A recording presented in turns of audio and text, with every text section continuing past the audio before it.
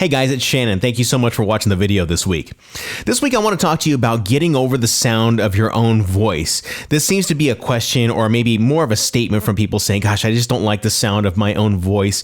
And this happens for podcasters, but it also happens for broadcasters or anyone who really just wants to get in and start speaking maybe in front of a crowd. And I want to help you try to get over that hump because this whole idea of not liking how you sound in your own head or maybe not liking how you sound on a playback really can stifle and put a roadblock in your goal to get up and maybe speak in front of a crowd or start your own podcast. So today I want to give you a couple of tips on how you can get past that hump. And really, I think it's more psychological than it is a technique. It's more psychological. You have to get over it for yourself. But there are a few technical techniques that you can utilize to get over the sound of your own voice. And let me tell you one thing, just so I can provide a little bit of encouragement to you, you're not the only one that might feel as though your voice sounds terrible on a playback. When I first started my radio career, actually when I was in college and I started at the college radio station, I thought I sounded horrible. And of course, back then I really did sound horrible, but I really didn't like the sound of my own voice. And if you take it another step further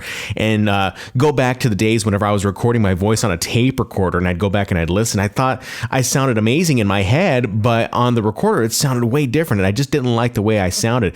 And that really kind of, it really bled into my adult life, and I felt very self-conscious of how I sounded on a microphone, but I had to get over it. And of course, 15 years has really allowed me to get over the sound of my own voice. Sometimes it's a little weird when I hear my voice on certain commercials, but I've just gotten over it because I've gone back and I've made the efforts to listen to my voice and get past my own roadblocks and my own barriers that are preventing me from getting better.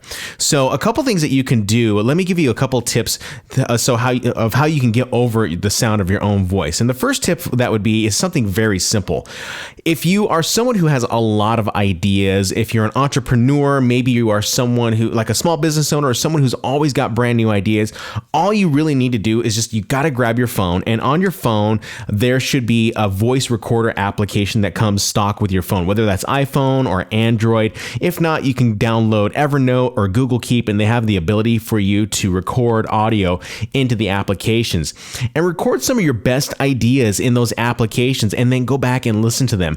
And if you still don't like the sound of your own voice, you really need to get past that idea that your voice does not sound good, because some of your best ideas are on here, and don't let not listening to your ideas prevent you from even completing those tasks or those reminders.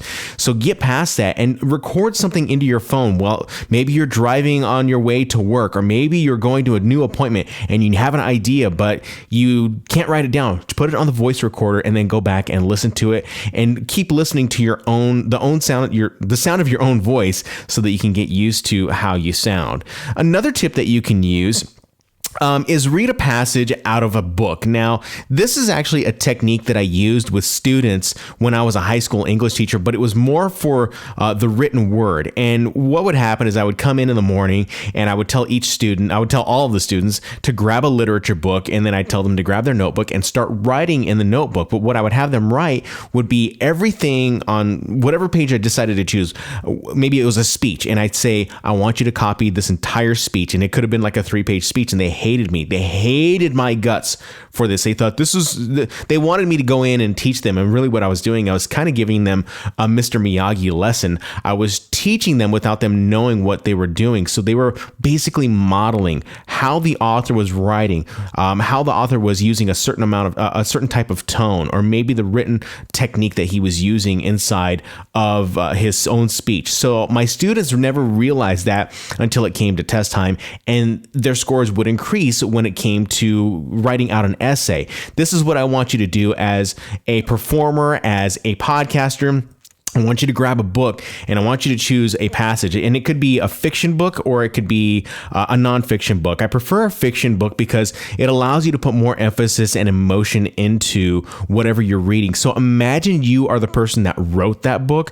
Go in and read it and record it into Audacity, Audition, Pro Tools, whatever you're recording into. It could even be into your phone, and record those passages and go back and listen to and try to make that story sound alive alive with the emphasis on your words. Basically, what you're becoming is like a voice artist. But what you're also doing is getting over the sound of your own voice. The more you keep listening to the sound of your own voice, this is all about repetition. You get over that sound eventually. You've got to remember, again, you are the only person that cares about how you sound, and you are the only person putting yourself in front of yourself from keeping you from doing the things that you want to do.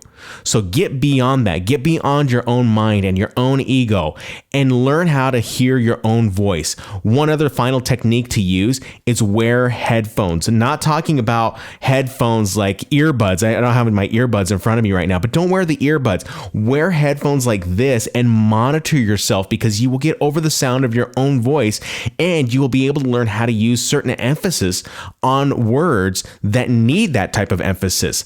So monitor yourself through headphones, read a book and read it out loud, and also take notes on your phone. That's just a couple of ways you can get over the sound of your own voice.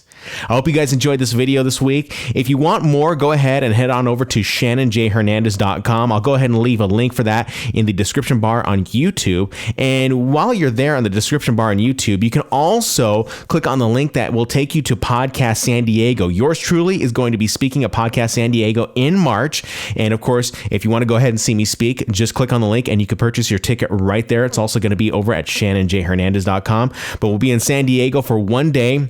It's an all-day podcaster conference. We got guys like Jared Easley, Dan Franks, and many, many more who are all in the podcasting space and there to help you start your podcast or expand on the idea of what your podcast can possibly do. So again, thank you guys so much for watching the video this week. I'll see you next week.